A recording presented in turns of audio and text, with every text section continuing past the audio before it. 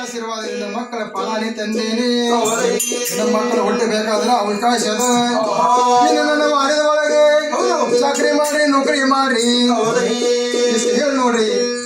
ಬುದ್ಧಿವಂತ ಪ್ರಧಾನಿಗೆ ಮಹಾರಾಜ್ರಿ ಏನಂತಾರ? ಪ್ರಧಾನಿ ನಮ್ಮ ಮಕ್ಕಳ ಫಲ ತಂದೇನೆ. ಪಟ್ಟದ ರಾಣಿನ ಕರ್ಕೊಂಡ ಬಾರು.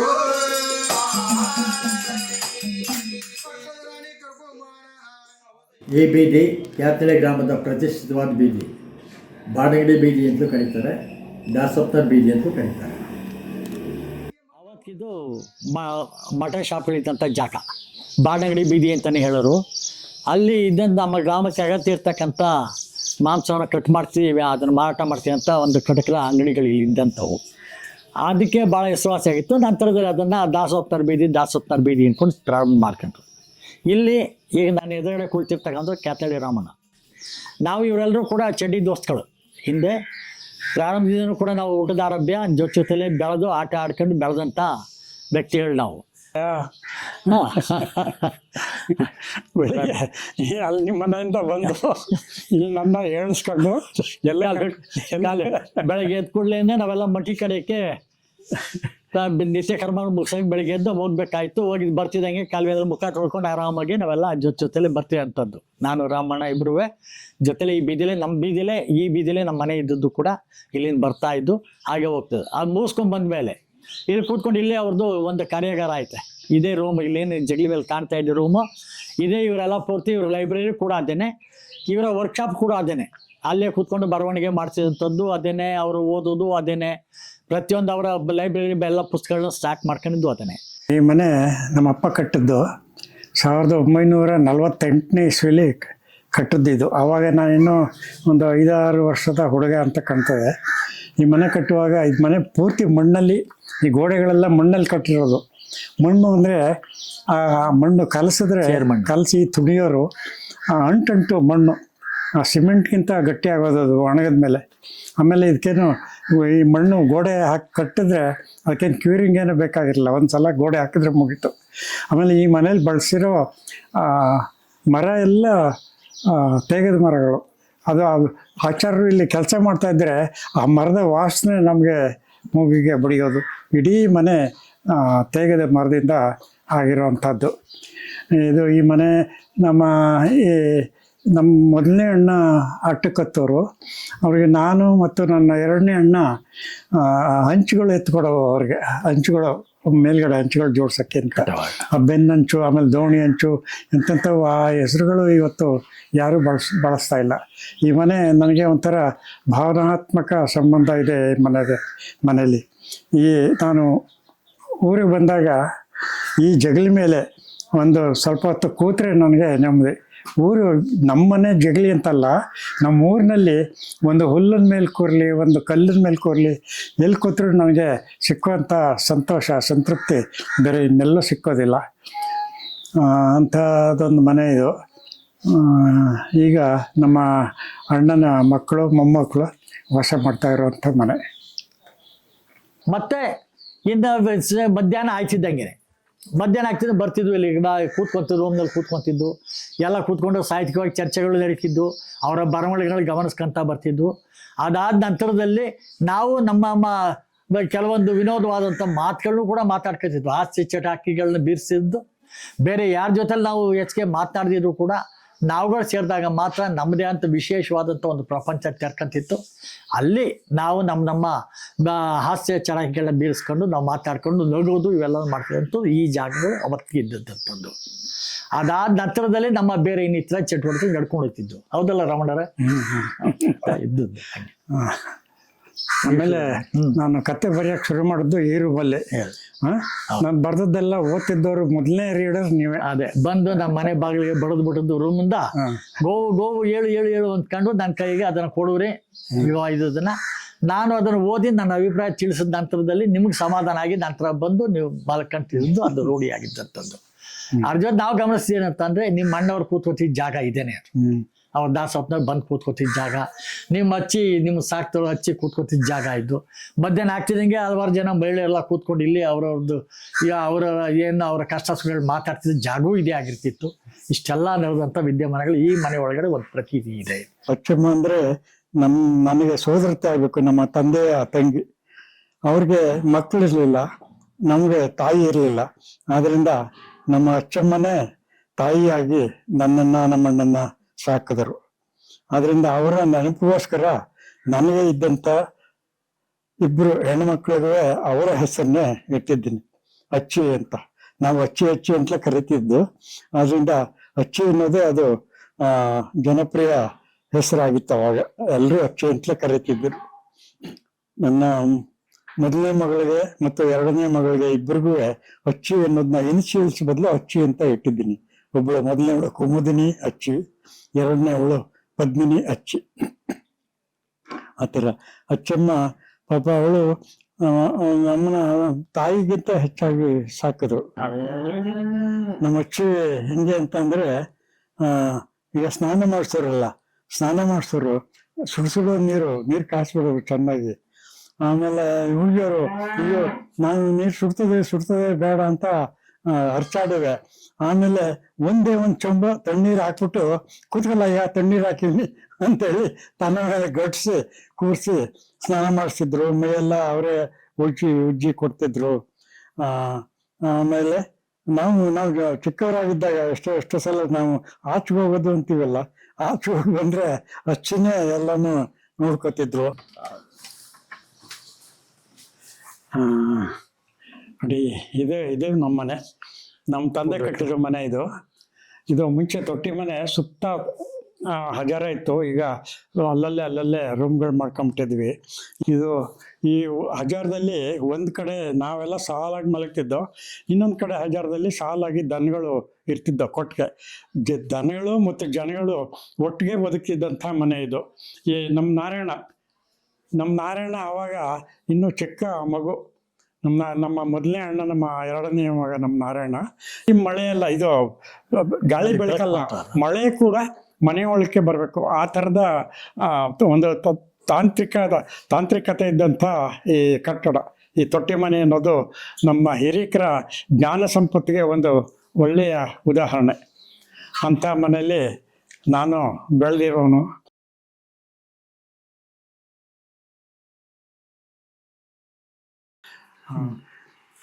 ಇವರು ನಮ್ಮ ಅಣ್ಣ, ನನ್ನ ಹುಟ್ಟಿದ ಅಣ್ಣ.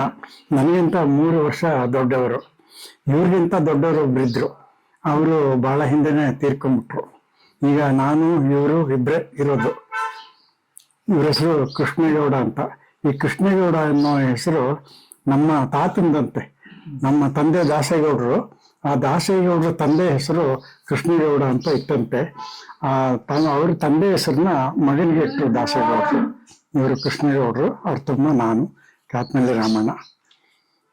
ನಾವು ಈಜು ಕಲ್ತದ್ದು ಹೆಂಗೆ ಅಂತ ಅಂದ್ರೆ, ಒಂದ್ಸಲ ನಮ್ಮ ಕಾಲುವೆ, ನಮ್ಮ ಊರ್ ಸುತ್ತ ಕಾಲುವೆ ಹರಿತದೆ, CDS ನಾಲೆ ಅಂತ. ಚಿಕ್ಕದೇವರಾಜ ಒಡೆಯರಿದ್ದಾಗ ಅದು ಆ ಕಾವೇರಿ ನದಿ ಅಡ್ಡಗಟ್ಟೆ ಹಾಕಿಸಿ ಅದು ಕಾಲುವೆ ತೋರಿಸಿದ್ದು. ಅವಾಗ ಸುಮಾರು 450 ವರ್ಷದ ಹಿಂದಿನ ಮಾತು ಇದು. ಆಗ ತೋರಿಸಿದ ಕಾಲುವೆ. ಅಲ್ಲಿ ಪ್ರವಾಹ ಬಂದಾಗೆಲ್ಲ ಕಾಲುವೆ ತುಂಬಿ ಹರಿಯೋದು. ಆ ಥರ ತುಂಬಿ ಹರಿತಿದ್ದಂತ ಒಂದು ದಿನ ನಮ್ಮ ಜೊತೆ ಹುಡುಗರು ಎಲ್ಲವ ಒಂದು 7-8 ಜನ ಈಜಾಡಕ್ಕೆ ಅಂತ ಹೋದ್ರು ಕಾಲುವೆಗೆ. ನನಗೇನು ಅವಾಗ ಈಜು ಗೊತ್ತಿರಲಿಲ್ಲ, ನಾನು ಸುಮ್ಮನೆ ಜೊತೆಯಲ್ಲಿ ಹೋದೆ. ನಮ್ಮ ಅಣ್ಣಗೂ ಈಜು ಗೊತ್ತಿರಲಿಲ್ಲ ಅವಾಗ, ನಮ್ಮ ಅಣ್ಣನಿಗೂ ಈಜು ಗೊತ್ತಿರಲಿಲ್ಲ. ಆಮೇಲೆ ನಾನು ನಮ್ಮಣ್ಣ ದಡದಲ್ಲಿ ಕೂತ್ಕೊಂಡು ನೋಡ್ತಾ ಇದ್ದೋ ಈಜಾಡೋರ್ನೆಲ್ಲ. ಏನ್ ಮಾಡೋರು ಅಂದ್ರೆ, ನನ್ನ ವಯಸ್ಸಿನ ಹುಡುಗರು ಎಲ್ಲ 8 ವರ್ಷ 10 ವರ್ಷದ ಹುಡುಗರು ಓಡ್ ಬಂದು ನೆಗೆಯೋರು, ನೀರೊಳಕ್ಕೆ ನೆಗೆದು ಆರಾಮಾಗಿ ತೇಲ್ಕೊಂಡು ಬಂದು ಮತ್ತೆ ದಡಕ್ಕೆ ಬರೋರು. ಅದು ನೋಡ್ತಾ ನೋಡ್ತಾ ನನ್ಗೇನು ಅನ್ನಿಸ್ತು, ನೀರಿಗೆ ಬಿದ್ದವರೆಲ್ಲ ತೇಲ್ತಾರೆ ಅಂತ ಒಂದು ಕಲ್ಪನೆ ಬಂದ್ಬಿಡ್ತು, ಭ್ರಮೆ ನನಗೆ. ಅದಕ್ಕೆ ನಾನು ಯಾಕೆ ಈಜಾಡಬಾರ್ದು ಅಂತೇಳಿ ಬಟ್ಟೆ ಎಲ್ಲ ಬಿಚ್ಚಾಕ್ಬಿಟ್ಟು ದೂರಿಂದ ಓಡ್ ಬಂದು ನೀರಿಗೆ ನೆಗೆದದ್ದು ಒಂದೇ ಗೊತ್ತು, ಮುಳುಗಿ ಹೊರಟೋಗ್ತಿದ್ದೆ ಅಂತ ಕಾಣ್ತದೆ. ಸುಮಾರು ಆವಾಗ ನನಗೆ ಒಂದು 8 ವರ್ಷ 9 ವರ್ಷ ಇರ್ಬೋದು ಅಷ್ಟೇ. ಆವಾಗ ನಾನು ನೀರಿಗೆ ನೆಗೆದದ್ ನೋಡಿ ನಮ್ಮನೆಯಲ್ಲಿ ಒಬ್ರು ವೆಂಕಟ ಅಂತ ಒಬ್ರು ಆಳಿದ್ರು, ಅವರು ಇದ್ರು ಜೊತೆಲಿ. ಅವರು ನಾನು ನೆಗೆದದ್ ನೋಡ್ಬಿಟ್ಟು ನನಗೆ ಈಜು ಗೊತ್ತಿರಲಿಲ್ಲ ಅಂತ ಗೊತ್ತಿತ್ತು ಅವ್ರಿಗೆ. ಅದರಿಂದ ಅವರು ಬಂದು ನನ್ನನ್ನ ನೀರು ಮುಳುಗ್ತಿದ್ದನ್ನ ನೀರಿಂದ ಎಳ್ಕೊಂಬಂದು ದಡದಲ್ಲಿ ಹಾಕಿದ್ರು. ಬಹುಶಃ ನಮ್ಮ ವೆಂಕಟನ ಕೈಗೆ ಕಣ್ಣಿಗೆ ನಾನು ಬೀಳದೇ ಇದ್ದಿದ್ರೆ ಅವತ್ತೇ ಹೋಗ್ಬಿಡ್ತಿದ್ದೆ ಅಂತ ಕಾಣ್ತದೆ. ಅದಾದ್ಮೇಲೆ ಈಜು ಕಲಿಬೇಕು ಅನ್ನೋ ಹಠ ಹುಟ್ಟಿತು. ಅದಕ್ಕೆ ಈ ಪಾರಿವಾಳದ ಮರ ಇರ್ತದೆ, ಅದಕ್ಕೆ ಹಾಲ್ವಾಣ ಅಂತಾರೆ. ಅದು ಒಣಗ್ಬಿಟ್ರೆ ಅದರ ಕಾಂಡ ಎಲ್ಲ ಬೆಂಡಾಗ್ಬಿಡ್ತದೆ, ಅಂದ್ರೆ ಮುಳುಗೋದೇ ಇಲ್ಲ ಅದು. ಅದನ್ನ ನಮ್ಮ ಮನೆಯಲ್ಲಿ ನಮ್ಮ ತಂದೆಗೆ ನಮ್ಮ ಅಚ್ಚಮ್ಮನಿಗೆ ಯಾರಿಗೂ ಗೊತ್ತಾಗದಂಗೆ ಒಂದು ಹಾಲು ಪಾರಿವಾಳದ ಮರದ ಹತ್ರ ಹೋಗಿ ಅದ್ರ ಒಂದೊಂದು ಕೊಂಬೆ ಕಡ್ಕೊಂಡು ಬಂದು ಒಂದು ಮಾರು ಅರ್ಧ ಮಾರು ಉದ್ದದ ಒಂದು ಕೊಂಟು ಅದನ್ನ ಕೊಂಡ್ಕೊಂಬಂದು ಒಣಗಿಸಿ, ಅದು ಒಣಗಿದ್ಮೇಲೆ ಅದನ್ನ ಬೆನ್ನಿಗೆ ಕಟ್ಕೊಂಡು ಈಜು ಕಲ್ತಿದ್ದು ನಾವು. ಅದನ್ನ ಪಾರಿವಾಳದ ಬೆಂಡನ್ನ ಬೆನ್ನಿಗೆ ಕಟ್ಕೊಂಡ್ರೆ ಮುಳುಗಿಸ್ಕೊಡೋದಿಲ್ಲ ಅದು. ಆ ಥರ ನಾವು ಈಜು ಕಲ್ತಿದ್ದು. ನಾವು 4-5 ಜನ ನಮ್ಮ ಸ್ನೇಹಿತರುಗಳೆಲ್ಲ ಒಟ್ಟಾರೆ ಈ ರೂಮ್ನಲ್ಲಿ ಕೂತಿದ್ವು. ಇರೋದು ಇಷ್ಟೇ ಆಗಲ ಜಾಗ ಆದರೂ ಕೂಡ ಅಲ್ಲಿ ಕೂತ್ಕೊತಿದ್ದು, ಎಲ್ಲ ಮಾತುಕತೆ ಎಲ್ಲ ನಡ್ಕೊತಿದ್ದು. ನಮ್ಮೆಲ್ಲ ಆ ದಿವಸ ಚಟುವಟಿಕೆಗಳು ಇರ್ತಿದ್ವು, ನಮ್ಮ ಬಾಲ್ಯ ಕಳಿಸಿದ್ದು ಎಲ್ಲವನ್ನೂ ಕೂಡ ಚರ್ಚೆ ಮಾಡ್ಕೊತಿದ್ವು. ಅಲ್ಲಿ ಮಾಡ್ಕೊಂಡು ಅಲ್ಲೇ ಆವಾಗಲೇ ಬಿಡಿ ಸೇದೋದು ಅಭ್ಯಾಸ ಮಾಡ್ಕೊಂಡ್ಬಿಟ್ಟಿದ್ದು ನಾವು. ಕೂತ್ಕೊಂಡು ಬೀಡಿ ಸೇದಿದ್ರೆ ಆ ರೂಮ್ ತುಂಬಲು ಬರೀ ಬೀಡಿ ಹೊಗೆ ಇರ್ತಕ್ಕಂಥ ಚಿಕ್ಕದೊಂದು ಕಿಟಕಿ, ಆ ಕಿಟಕಿ ಹೊರಗಡೆ ಬರಬೇಕು. ಆದರೆ ಜನಗಳು ಯಾರೇ ನೋಡ್ತಾರೆ ಬಿಡ್ತಾರೆ ಅದನ್ನು ಲೆಕ್ಕ ಹಾಕತ್ತಿರಲಿಲ್ಲ ನಾವು. ಏನೋ ನಮ್ಮದೇ ಅಂತ ಒಂದು ಹೊಸ ಪ್ರಪಂಚ ತೆರ್ಕತ್ತಿತ್ತು. ಅಲ್ಲಿ ನಮ್ಮ ಪಾಡು ನಾವು ಏನು ತಮಾಷೆ ಮಾತಾಡ್ಕೊಂಡು ಕೆಲವೊಂದು ಸಾರಿ ಹಾಡುಗಳನ್ನೂ ಆಡ್ಕೊತಿದ್ವು. ಅಲ್ಲಿ ಹಾಡುಗಳನ್ನೂ ಆಡ್ಕೊಂಡು ಎಲ್ಲ ಥರದಲ್ಲೂ ನಮ್ಮ ದಿನನಿತ್ಯದ ಚಟುವಟಿಕೆಗಳು ಅಲ್ಲಿ ಕಳ್ಕೊತಿದ್ದ ನಿದರ್ಶನ ಇದ್ದಿದ್ದಾವ. ಅದು ಈ ನನ್ನ ಗೋವಿಂದೇಗೌಡರ ಸಂಬಂಧ ಎಂಥದ್ದು ಅಂತಂದರೆ, ನಾವು ಒಂದೇ ಬೀದಿಯವರು. ನಮ್ಮದು ಈ ಮನೆ ಇಲ್ಲಿಂದ ಮೇಲಕ್ಕೆ ಒಂದು ಸ್ವಲ್ಪ ದೂರದಲ್ಲಿ ಗೋವಿಂದೇಗೌಡರ ಮನೆ. ಅವರು ಬೆಳಗ್ಗೆ ಎದ್ದ ತಕ್ಷಣ ಅಲ್ಲಿಂದ ಎದ್ದು ಬರೋರು. ನಾನು ಇಲ್ಲಿ ಜಗಲಿ ಮೇಲೋ ರೂಮ್ನೊಳಗೋ ಮಲಗಿರುವೆ, ಕೂಗೋರು, ಎದ್ದು ಇಬ್ಬರು ಕಾಲುವೆ ಕಡೆಗೆ ಹೋಗ್ತಿದ್ದು. ಬೆಳಗಿನ ವಿಧಿಗಳೆಲ್ಲ ಮುಗಿಸ್ಕೊಂಡು ಬರೋವು. ಗೋವು ಈಗ ನಾವು ವಯಸ್ಸಾದ ಮೇಲೆ ಬಹುವಚನ ಶುರು ಆಗ್ಬಿಟ್ಟಿದೆ. ಮುಂಚೆ ಎಲ್ಲ ನಮ್ಮದು ಏಕವಚನ ಹೋಗೋ ವಾರ ಅಂದ್ಕೊಂಡು ಮಾತಾಡ್ತಿದ್ದವರು ಎಲ್ಲ ಸ್ನೇಹಿತರುಗಳುವೆ. ಪುಟ್ಟಣ್ಣಯ್ಯರು ಒಬ್ಬರನ್ನ ಬಿಟ್ಟರೆ ಉಳಿದವ್ರನ್ನೆಲ್ಲ ನಾವು ಏಕವಚನದಲ್ಲೇ ಮಾತಾಡಿಸ್ತಿದ್ದವರು. ಈ ನಮ್ಮೂರಿನಲ್ಲಿ ಈಗ ಗುರುರಾಜ್ ಅಂತ ಬಹಳ ಒಳ್ಳೆಯ ಛಾಯಾಚಿತ್ರಗ್ರಾಹಕರು ಇದ್ದಾರೆ. ಅವ್ರ ತಂದೆ ಪೈಲ್ವಾನ್ ಕೃಷ್ಣ ಅಂತ. ಅವರು ನಾವು ಎಲ್ಲ ತುಂಬ ಒಳ್ಳೆಯ ಸ್ನೇಹಿತರು. ಗರಡಿಗೆ ಹೋಗ್ತಿದ್ದು ಬೆಳಗ್ಗೆ ಹೊತ್ತು. ಪೈಲ್ವಾನ್ ಕೃಷ್ಣ, ಪೈಲ್ವಾನ್ ನಾಗರಾಜು, ಕೆಂಪೈ ನಾಗರಾಜು ಅಂತ ಅಂತಾರೆ, ಪುಟ್ಟಣ್ಣಯ್ಯನವರು, ಕೆ.ಟಿ. ಗೋವಿಂದೇಗೌಡರು, ಇನ್ನೂ ಯಾರ್ಯಾರು ಒಂದು 5-6 ಜನ ಬೆಳಗ್ಗೆ ಎದ್ದು ಗರಡಿಗೆ ಹೋಗೋವು. ಆ ಗರಡಿಯಲ್ಲಿ ನಾವು ಏನು ವ್ಯಾಯಾಮ ಮಾಡೋದು ಅಥವಾ ಕುಸ್ತಿ ಆಡೋದು ಎಲ್ಲ ಮಾಡಿ ಮೈಯೆಲ್ಲ ಮಣ್ಣು ಮೆತ್ಕೊಂಡಿರೋದು. ಅಲ್ಲಿಂದ ಗರಡಿಯಿಂದ ನೇರವಾಗಿ ನಾವು ಕಾಲುವೆಗೆ ಹೋಗ್ತಾಯಿದ್ದೋ. ಕಾಲುವೆ ಆವಾಗ ನೀರು ತುಂಬಿ ಹರಿತಾ ಇದ್ದರೂ ಬಿಡ್ತಿರಲಿಲ್ಲ, ನೀರು ನಿಂತಿದ್ರೂ ಬಿಡ್ತಾ ಇರಲಿಲ್ಲ. ಹೋಗಿ ಕಾಲುವೆಲ್ಲೇ ಈಜಾಡಿ ಅಲ್ಲೇ ಎಲ್ಲ ನಾವು ಮೈಕೈ ಎಲ್ಲ ಸ್ವಚ್ಛ ಮಾಡಿಕೊಂಡು ಅಲ್ಲಿಂದ ಮನೆಗೆ ಬರ್ತಾಯಿದ್ದೋ. ಈಗ ನಾವು ಗರಡಿಗೆ ಹೋಗ್ತಿದ್ದು ಅಂತ ಹೇಳಿದ್ನಲ್ಲ, ಆ ಗರಡಿ ಈಗ ನೆಲಸಮ ಆಗಿಬಿಟ್ಟದೆ. ಅದೊಂದು ಬಹಳ ಪ್ರಸಿದ್ಧವಾದ ಗರಡಿ. ಇಡೀ ಕರ್ನಾಟಕಕ್ಕೆ ಅಥವಾ ಇಡೀ ಮೈಸೂರು ಸಂಸ್ಥಾನಕ್ಕೆ ಕೀರ್ತಿ ತಂದಂಥ ಪೈಲ್ವಾನ್ ಶಿವನಂಜೇಗೌಡರು ಕಸರತ್ತು ಮಾಡ್ತಿದ್ದಂಥ ಗರಡಿ ಅದು. ಆ ಕಾಲದ ಗರಡಿ ಅದು. ಅಲ್ಲಿ ಜಯಚಾಮರಾಜ ಒಡೆಯರ್ ಕಾಲದಲ್ಲಿ ಮೈಸೂರಿನಲ್ಲಿ ಒಬ್ಬರು ಫಕೀರ್ ಸಾಬ್ರು ಗರಡಿ ಅಂತ ಒಂದಿತ್ತಂತೆ. ನಮ್ಮ ಗರಡಿನ ಸೋಲ್ಸೋರು ಯಾರೂ ಇಲ್ಲ ಮೈಸೂರು ಸಂಸ್ಥಾನದಲ್ಲಿ ಅಂತ ಆ ಗರಡಿಯವರು ಅಹಂಕಾರದಿಂದ ಮೆರೀತಿದ್ರಂತೆ. ಅದಕ್ಕೆ ಯಾರೋ ಒಬ್ಬರು ಮಹಾರಾಜರ ಹತ್ರ ಹೋಗಿ ಬುದ್ಧಿ ಈ ಥರ ಹಾಡ್ಕೋತಾವ್ರೆ ಅಂತ. ನಮ್ಮ ಹಿಂದೂಗಳಲ್ಲಿ ಯಾರು ಪೈಲ್ವಾನ್ರಿಲ್ವಾರ್ರಿ, ಹುಡುಗರಿಲ್ವಾ ನೋಡ್ರಿ, ಪತ್ತೆ ಮಾಡಿರಿ ಅಂತ ಮಹಾರಾಜರು ಅಂದರು. ಆಮೇಲೆ ಅವರು ಹಿಂಗೆ ಹುಡುಕಾಡ್ತಾ ಬಂದಾಗ ಅವ್ರ ಕಣ್ಣಿಗೆ ಕಾಣಿಸ್ದಂಥ ಪೈಲ್ವಾನ್ ಅಂತ ಅಂದರೆ ನಮ್ಮೂರಿನ ಪೈಲ್ವಾನ್ ಶಿವನಂಜೇಗೌಡರು. ಅವಾಗೇನು ಅಷ್ಟು ಪ್ರಸಿದ್ಧಿ ಆಗಿರಲಿಲ್ಲ. ಅವ್ರನ್ನ ಜಯಚಾಮರಾಜ ಒಡೆಯರ್ ಅವರು ಮೈಸೂರಿಗೆ ಕರೆಸ್ಕೊಂಡು ಅವ್ರಿಗೆಲ್ಲ ತರಬೇತಿ ಕೊಟ್ಟು ಅವ್ರನ್ನ ಎಲ್ಲೆಲ್ಲಿಂದೋ ಬೊಂಬಾಯಿ ಪ್ರಾಂತದಿಂದಲೇ ಪೈಲ್ವಾನ್ರುಗಳನ್ನ ದೊಡ್ಡ ಪೈಲ್ವಾನ್ರುಗಳನ್ನ ಕರೆಸಿ ಶಿವನಂಜೇಗೌಡರಿಗೆ ಟ್ರೈನಿಂಗ್ ಕೊಟ್ಟು ಫಕೀರ್ ಸಾಹೇಬ್ರ ಗರಡಿನ ಹಮ್ಮನ್ನು ಮುರಿದವರು ಪೈಲ್ವಾನ್ ಶಿವನಂಜೇಗೌಡರು ಅಂತ ಆವಾಗ ದೊಡ್ಡ ಸುದ್ದಿ ಅದು. ಆವಾಗ ಮಹಾರಾಜರು ಕೊಟ್ಟಂಥ ಬೆಳ್ಳಿ ಕಪ್ಪು ಏನಿತ್ತು ನಿಂತರೆ ನಮ್ಮ ಸೊಂಟದ ಹತ್ರಕ್ಕೆ ಬರೋದು. ಆ ಬೆಳ್ಳಿ ಕಪ್ಪು ನಮ್ಮ ಕ್ಯಾತನಹಳ್ಳಿಯ ಹೆಮ್ಮೆ ಇದ್ದಂಗಿತ್ತು. ಅದು ಪ್ರತಿ ವರ್ಷ ಮುಟ್ಟಿ ಪೂಜೆ ಮಾಡಿದಾಗ ಆ ಬೆಳ್ಳಿ ಕಪ್ಪನ್ನ ತಲೆ ಮೇಲೆ ಹೊತ್ಕೊಂಡು ಊರಿನಲ್ಲೆಲ್ಲ ಮೆರವಣಿಗೆ ಮಾಡ್ತಿದ್ದೆವು ನಾವು. ಅಂಥ ಒಂದು ಪ್ರಸಿದ್ಧವಾದ ಗರಡಿಲಿ ನಾನು, ಕೆ ಟಿ ಗೋವಿಂದೇಗೌಡರು, ಕೆ ಎಸ್ ಪುಟ್ಟಣ್ಣಯ್ಯನವರು, ಪೈಲ್ವಾನ್ ಕೃಷ್ಣ, ಪೈಲ್ವಾನ್ ನಾಗರಾಜು ನಾವೆಲ್ಲ ಅಲ್ಲಿ ಕಸರತ್ತು ಮಾಡಿದ್ವಲ್ಲ ಅಂಥ ಗರಡಿಲಿ ಅಂತ ನಮಗೆ ಇವತ್ತು ಅದು ನೆನಪು ಬಂದರೆ ನಮಗೆ ರೋಮಾಂಚನ ಆಗ್ತದೆ ಅಂತ ಅದೊಂದು ಗರಡಿ ಇವತ್ತು ನೆಲಸಮ ಆಗಿರೋದು ನೋಡೋಕ್ಕಾಗೋದಿಲ್ಲ. ತುಂಬ ತುಂಬ ಸಂಕಟ ಆಗ್ತದೆ ಆ ಗರಡಿ ನೋಡಿದ್ರೆ.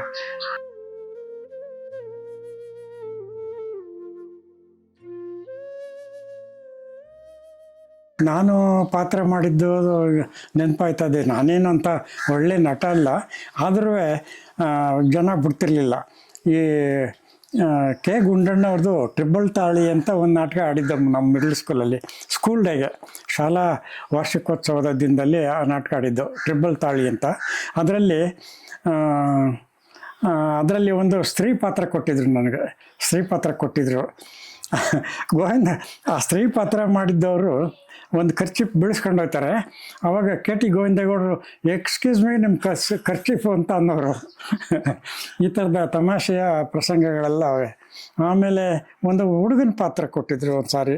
ಹುಡುಗನ ಪಾತ್ರ ನಮ್ಮ ಅಪ್ಪ ಸತ್ತೇ ಹೋಗಿಲ್ಲ ಇನ್ನೂ ಅಂತ ಒಂದು ಸಂಭಾಷಣೆಗಳೆಲ್ಲ ಬರೋವಲ್ಲಿ, ಆ ಥರದ ಪಾತ್ರಗಳು. ಆಮೇಲೆ ನಾನು ಮಾನಸ ಗಂಗೋತ್ರಿಯಲ್ಲಿ ಕೆಲ್ಸಕ್ಕೆ ಸೇರಿದ ಮೇಲೆ ಅಲ್ಲೊಂದು ಯಕ್ಷಗಾನ ಪ್ರಾಕ್ಟೀಸ್ ಮಾಡೋಕ್ಕೆ ಅಂತ ಶುರು ಮಾಡಿದರು. ಪಟೇಲ್ ನರಸಪ್ಪ ಅಂತ ಭಾಳ ದೊಡ್ಡ ಭಾಗವತರು ಅವರು. ಅವರ ನಿರ್ದೇಶನದಲ್ಲೊಂದು ಯಕ್ಷಗಾನ ಕಲಿಯಕ್ಕೆ ಶುರು ಮಾಡಿದರು. ಅಲ್ಲೂ ಒಂದು ಸ್ತ್ರೀ ಪಾತ್ರ ಕೊಟ್ಟಿದ್ರು ನನಗೆ. ಅದು ಆ ಸ್ತ್ರೀ ಪಾತ್ರ ಎಂಥದ್ದು ಅಂದರೆ ಅರೆಮಂಡಿಯಲ್ಲಿ ಕುಣಿಬೇಕು. ಅದು ನಿಂತು ಅಲ್ಲ, ಕೂತು ಅಲ್ಲ, ಅರೆಮಂಡಿಯಲ್ಲಿ ಕುಣಿಬೇಕಾದ್ದು. ಅದು ತುಂಬ ಕಷ್ಟದ ಕುಣಿತ. ಅದು ಕುಣಿತ ನನ್ನ ಕೈಲಿ ಆಗ್ದೇ ಪಲಾಯನ ಮಾಡಿಬಿಟ್ಟೆ. ಅದರಲ್ಲಿ ಪಾತ್ರ ಮಾಡಲಿಲ್ಲ. ಈ ಥರ ನಾಟಕದ ಪ್ರಪಂಚ ನಮ್ಮದು. ತಿರುಗಿ ಬಿಟ್ಟ ಅಂತಂದರೆ ವರ್ಷಕ್ಕೊಂದ್ಸರಿ ತೋರ್ತನ ಹಬ್ಬದಲ್ಲೂ ಭಾರಿ ಖುಷಿಯಾಗಿರ್ತಿದ್ದು. ಅದೇ ರೀತಿ ಮಾರಿ ಕುಣಿತ ನಡೀತಿತ್ತಾಗಿ ಇಡೀ ರಾತ್ರಿ ಎಲ್ಲ ಪೂರ್ತಿ ಅಲ್ಲಿ ಹೋದ್ರು. ನಾವು ಕೂಡ ತೆಗೆದು ಅವತ್ತು ವೇಷ ಹಾಕಕ್ಕೆ ಯಾರು ಕೂಡ ಒಪ್ಪಲಿಲ್ಲ ಕಾರಣಕ್ಕೆ ನಾವು ವೇಷನೂ ಕೂಡ ಹಾಕ್ತಂತ ನಿದರ್ಶನೂ ಕೂಡ ಇದ್ದಾವೆ. ಅಂಥ ಒಂದು ಖುಷಿಯ ಬದುಕನ್ನ ನಾವು ಸಾಗಿಸ್ಕೊಂಡು ಹೋಗ್ತಾ ಇದ್ದನ್ನು ಬಿಟ್ಟರೆ ಬೇರೆ. ನಾವು ನಮ್ಮ ಸ್ನೇಹಿತರುಗಳು ರಾಮಣ್ಣವರು, ಜಯರಾಮ್, ನಾವೆಲ್ಲ ಒಟ್ಟಾರೆ ಕೂಡ್ತಿ ಸ್ಥಳ ಅದು. ಅಲ್ಲಿ ದೂರದಲ್ಲಿ ಕಾಣ್ತಾ ಇರ್ತಕ್ಕಂಥ ಆ ಬಂಟಿ ಐತಲ್ಲ, ಅಲ್ಲಿ ನಾವೆಲ್ಲ ಸೇರ್ಕೊಂಡು ನಾವೆಲ್ಲ ನಮ್ಮ ಚಟುವಟಿಕೆಗಳು ಪ್ರಾರಂಭಗಳು ಅಲ್ಲಿ ನಾವು ಎಲ್ಲ ಥರದ ಹಾಸ್ಯದ ಮಾತುಗಳೆಲ್ಲವೂ ನಡೀತಿದ್ವು ಅವತ್ತಿನಲ್ಲಿ. ಜೊತೆಗೆ ನಮ್ಮ ಒಂದು ಕೂತ್ಕೊಂಡು ನಾವೆಲ್ಲ ಯಾವಾಗಲೂ ಒಂದ್ಸಾರಿ ವಿನೋದಕ್ಕೆ ತಮಾಷೆಯಾಗಿ ಯಾವುದೋ ಚಿಕ್ಕ ಚಿಕ್ಕ ಟಿಕ್ಕಿಗಳನ್ನ ತಗೊಂಡು ಅದರಲ್ಲಿ ಸ್ಪೀಡ್ ಆಡ್ದಂಗೆ ಅದನ್ನು ಅಭ್ಯಾಸ ಮಾಡ್ತಿದ್ವಿ. ಬಿಡಿ ಸೇತ್ಕೊಂಡು ಓಡಾಡ್ತಿದ್ದ ಜಾಗಗಳು ಅವಿದಾವು ನಮ್ಮ ನಿಜವಾದಂಥ ನೆನಪುಗಳು. ನಾವು ಹತ್ತಿಗೆ ಇಳಿತದಂತ ಮೊಂಟು ಎಲ್ಲ ಹುಡ್ಕಾಡ್ಬೇಕೀಗ. ಕಲ್ಲಿನ ಆಸೆಗೆ ಎಲ್ಲ ಮಾಡಿ ಗುಂಡಿ ಮಾಡಿ ಗಣಿಗಾರಿಕೆ ಮಾಡಿ ಬಿಸಾಕಿ ಎಲ್ಲಿ ಈಗ ಅದೇ ಮತ್ತೆ ಅಷ್ಟು ಬರುವಾಗ ಎಲ್ಲದ ನಮ್ಮ ಮೊಂಟೆ. ನಾವು ಹತ್ತಿ ಆ ಬಂಡೆಗಳು ಅಷ್ಟೆತ್ರಕ್ಕೆ ಹತ್ತಿ ಅಲ್ಲಿ ಸ್ಪೀಟ್ ಆಡಿ ಹೆಂಗೆ ಕಾಲ ಕಳೀತಿದ್ದ. ಈಗ ಹತ್ತಿ ಇಳಿಯುವ ಸಂತೋಷ ಆಯ್ತಲ್ಲ, ನಾವು ಎಲ್ಲಿ ನಾವು ತರೋದೀಗ. ಎಲ್ಲವೂ ಕೂಡ ಆ ಪರಿಸರನೇ ಹಂಗಿತ್ತು ಅವತ್ತಿಗೆ. ಇವತ್ತು ಪರಿಸರ ನಾಶ ಮಾಡ್ಕೊಂಡಿದೀವಿ ಅಷ್ಟು ಬಿಟ್ರೆ ಬೇರೆ ಏನಲ್ಲ. ಅವತ್ತಿನ ಖುಷಿ, ನಮ್ಮ ಬಾಲ್ಯದ ಖುಷಿಗಳು ಬಹಳ ಚೆನ್ನಾಗಿತ್ತು. ಇಲ್ಲಿ ಬಂದಾಗ ನಮ್ಮದೇ ಅಂತ ಹೊಸ ಪ್ರಪಂಚ ತೆರ್ಕತ್ತಿತ್ತು. ವಿನೋದವಾಗಿ ಹಾಸ್ಯವಾಗಿ ಮಾತಾಡ್ಕತ್ತಿದ್ದು, ಕಷ್ಟ ಸುಖಗಳು ಮಾತಾಡ್ಕತ್ತಿದ್ದು, ಎಲ್ಲ ನಾಟಕದ ಮಟ್ಟಗಳನ್ನ ಆಡ್ಕೊಂತಿದ್ದು, ಸಿನಿಮಾ ಹಾಡುಗಳನ್ನ ಆಡ್ಕೊಂತಿದ್ದು. ಅದ್ರ ಜೊತೆಗೆ ಹಾಗೆ ಸ್ವಲ್ಪ ಏನೋ ತಮಾಷೆಯಾಗಿ ಸ್ಪಿಟ್ನು ಕೂಡ ಆಡ್ಕೊಂಡ್ಬಿಡ್ತಿದ್ದು ಅದೇ ಆ ಮಂಟಿ ಒಳಗಡ್ಲೇನೆ. ಇಸ್ಪೀಟು ಕೂಡ ಆಡ್ಕೊಂತ ಅಲ್ಲಿ ಒಂದೆರಡು ನಂಗೆ ಇರ್ತಿತ್ತು. ಅಲ್ಲಿ ಇಸ್ಪೀಟ್ ಆಡ್ತಕೊಂಡು ಒಂದು ಅರ್ಧ ಗಂಟೆ ಕಾಲ ಒಂದು ಇಸ್ಪೀಟ್ ಆಡ್ಕೊಂಡು ಸಂಜೆ 5 ಗಂಟೆಗೆಲ್ಲ ಮನೆಗೆ ಬಂದು ಸೇರ್ಕೊಂಡು ಆಮೇಲೆ ಗ್ರೌಂಡ್ ಕಡೆಗೆ ಹೋಗಿ ಅಲ್ಲಿ ಸ್ಕೂಲ್ ಗ್ರೌಂಡಲ್ಲಿ ಆಟಗಳನ್ನ ಆಡ್ತಿರೋಂಥದ್ದು. ಫುಟ್ಬಾಲ್ ಆಡ್ಬೋದು. ಆ ಒಕ್ಕಡಕ್ಕೆ ಹೋಗೋ ದಾರಿಲಿ ಕಾಣ್ತಿದ್ದಂತ ಮೊಂಟೆ ಇಲ್ಲ ಈಗ ಇಲ್ಲ ಬೈತಲ್ಲ, ಪೂರ್ತಿ ಗಣಿಗಾರಿಕೆ ಮಾಡಿ ಆ ತೀರ್ಸಾಕಿದ್ದಾರೆ. ಮೊಂಟೆ ನೋಡಿದ್ರೆ ಆ ಬಾಲ್ಯದ ದಿನಗಳೆಲ್ಲ ನೆನಪಾಗವು. ಖಂಡಿತ. ಏನು ಇಲ್ಲ ಈಗ. ಇದು ನಾನು ಓದಿದ ಶಾಲೆಗಳು. ಈಗ ನನ್ನ ಎಡಗಡೆ ಪ್ರೈಮರಿ ಸ್ಕೂಲ್ ಇತ್ತು ಮತ್ತು ಬಲಗಡೆ ಮಿಡ್ಲ್ ಸ್ಕೂಲ್ ಇತ್ತು. ಆಗ ಈಗ 1ರಿಂದ 7ನೇ ತರಗತಿವರೆಗೂ ಪ್ರೈಮರಿ ಸ್ಕೂಲ್ ಅಂತ ಹೇಳ್ತಾರೆ. ಆಗ ಪ್ರೈಮರಿ ಸ್ಕೂಲ್ ಅಂದರೆ 1ರಿಂದ 4ನೇ ತರಗತಿವರೆಗೆ. ಇಲ್ಲಿ 5ರಿಂದ 8ನೇ ತರಗತಿವರೆಗೆ ಮಿಡಲ್ ಸ್ಕೂಲು. ಆ ಮಧ್ಯೆ ಒಂದು ಬಾವಿ ಇತ್ತು. ಬಾವಿ, ಅದು ಸಿಹಿ ನೀರು ಬಾವಿ ಅಂತಲೇ ಪ್ರಸಿದ್ಧಿ. ಊರಿನವರೆಲ್ಲ ಬಂದು ಕುಡಿಯೋ ನೀರನ್ನ ಆ ಬಾವಿಯಿಂದ ತಗೊಂಡು ಹೋಗ್ತಿದ್ರು. ಆ ಬಾವಿ ಇಲ್ಲ. ಈ ಪ್ರೈಮರಿ ಸ್ಕೂಲ್ ಮುಂದ್ಗಡೆ ಒಂದು ಬಾಗೆ ಮರ ಇತ್ತು. ಆ ತಿಮ್ಮಯ್ಯ ಅಂತ ಒಬ್ಬರು ನೌಕರರು, ಪ್ರೈಮರಿ ಸ್ಕೂಲ್ ನೌಕರರು ನೆಟ್ಟಿದ್ದದ್ದು ಅದು. ಅವಾಗ ನಾವು ಅಲ್ಲಿ ಪ್ರೈಮರಿ ಸ್ಕೂಲ್ ವಿದ್ಯಾರ್ಥಿಗಳು, ಕೆಟಿ ಗೋವಿಂದೇಗೌಡರು, ನಾವು ಎಲ್ಲವ. ಆ ತಿಮ್ಮಯ್ಯ ನೆಟ್ಟಿದ್ದ ಬಾಗೆ ಮರ ತುಂಬ ದೊಡ್ಡದಾಗಿ ಸೊಂಪಾಗಿ ಬೆಳೆದಿತ್ತು. ಆ ಬಾಗೆ ಮರದ ಅಡಿಲೇ ನಮ್ಮೂರಿನಲ್ಲಿ ಅನೇಕ ಸರಳ ಮದುವೆಗಳು ನಡೆದವೆ.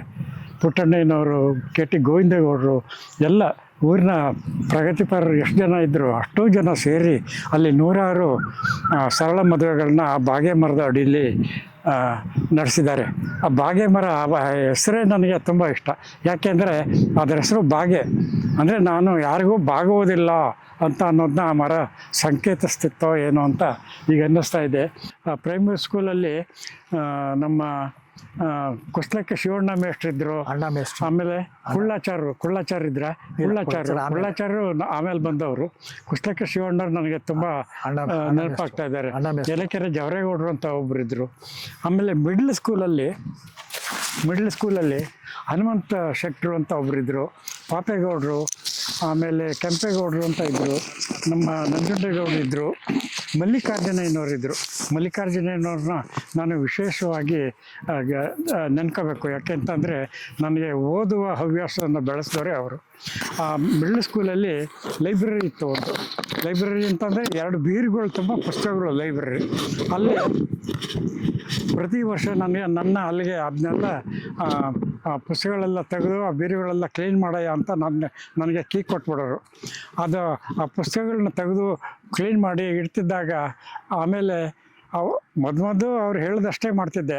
ಆಮೇಲೆ ಆ ಪುಸ್ತಕದ ಹೆಸರೇನು, ಅದು ಬರೆದವ್ರು ಯಾರು ಇತ್ಯಾದಿಗಳನ್ನೆಲ್ಲ ನೋಡೋಕ್ಕೆ ಶುರು ಮಾಡಿದೆ. ಹಾಗೆ ಆಮೇಲೆ ಸ್ವಲ್ಪ ಓದೋಕ್ಕೆ ಶುರು ಮಾಡಿದೆ.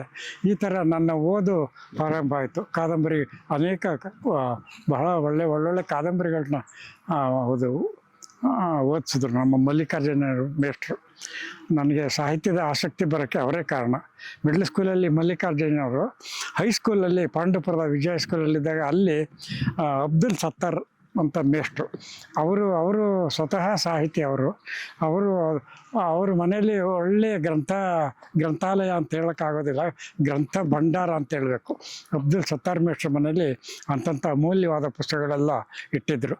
ಅಲ್ಲಿ ನನ್ನ ಸಾಹಿತ್ಯ ಆಸಕ್ತಿ ಮುಂದುವರಿತು. ಅಲ್ಲಿ ಈ ಥರ ನನ್ನ ಓದು ಮತ್ತು ಸಾಹಿತ್ಯ ಎಲ್ಲ ಒಟ್ಟೊಟ್ಟಿಗೆ ಬೆಳೆದಂಥವ್ರು. ಇಲ್ಲಿ ನಮ್ಮ ಕುಸ್ಲಕ್ಕೆ ಶಿವಣ್ಣವರು ಪ್ರೈಮರಿ ಸ್ಕೂಲಲ್ಲಿ ಅದು ಎಷ್ಟು ಚೆನ್ನಾಗಿ ಪಾಠ ಮಾಡೋರು ಅಂತಂದರೆ, ಆಗ ಕಾಗುಂಟ ಹೇಳ್ಕೊಡೋರು. ನಾವಿಲ್ಲಿ ಕ್ಲಾಸಲ್ಲಿ ಒಬ್ಬರು ಕಾಗು ಹೇಳಿದ್ರೆ ಇಡೀ ತರಗತಿಯ ವಿದ್ಯಾರ್ಥಿಗಳು ಅದನ್ನ ರಿಪೀಟ್ ಮಾಡ್ತಾಯಿದ್ರು. ಕಾ ಆಗ್ತಲ್ಲಿ ಕಟ್ಟು, ಗುಡ್ಸುಕ್ಕಿ ದೀರ್ಘಾಕಿ ಕಾಕೊಂಬುಕ್ಕು ಕಾಕು ಮುಂದೀರ್ಘಾಕು ಹೇಳ್ತಾ ಇದ್ರೆ ಇಲ್ಲಿ ಸುತ್ತಮುತ್ತ ಓಡಾಡೋ ಜನಗಳಿಗೆಲ್ಲ ಆ ಮೇಷ್ಟ್ರುಗಳ ಮೇಲೆ ಏನೋ ಒಂಥರ ಅಭಿಮಾನ, ಗೌರವ ಬರೋದು. ಇಷ್ಟು ಚೆನ್ನಾಗಿ ಪಾಠ ಮಾಡ್ತಾರೆ ಮೇಷ್ಟ್ರು ಅಂತ. ಆ ಥರದ ಪಾಠಗಳು ಇವತ್ತಿನ ವಿದ್ಯಾರ್ಥಿಗಳಿಗೆ ನನಗೆ ನಿಜವಾಗ್ಲೂ ವ್ಯಥೆ ಆಗ್ತದೆ. ಇವತ್ತಿನ ವಿದ್ಯಾರ್ಥಿಗಳಿಗೆ ಏನೂ ಗೊತ್ತಿಲ್ಲ. ತಲೆಕಟ್ಟು ಅಂದ್ರೆ ಏನು ಗೊತ್ತಿಲ್ಲ, ಇಳಿ ಅಂದ್ರೆ ಏನು ಗೊತ್ತಿಲ್ಲ, ಗುಡ್ಸು ಅಂದ್ರೆ ಏನು ಗೊತ್ತಿಲ್ಲ, ಗುಡ್ಸನ್ ದೀರ್ಘ, ಕೊಂಬನ್ ದೀರ್ಘ, ಒಟ್ರ ಸುಳ್ಳಿ ಅನ್ನೋ ಶಬ್ದ ಗೊತ್ತಿಲ್ಲ ನಮ್ಮ ಹುಡುಗರಿಗೆ. ಇವತ್ತಿನ ಕಾಗುಂಟ, ಇವತ್ತಿನ ವ್ಯಾಕರಣ ಕಾಗುಂಟ ಆ ಥರ ಆಗ್ಬಿಟ್ಟಿದೆ.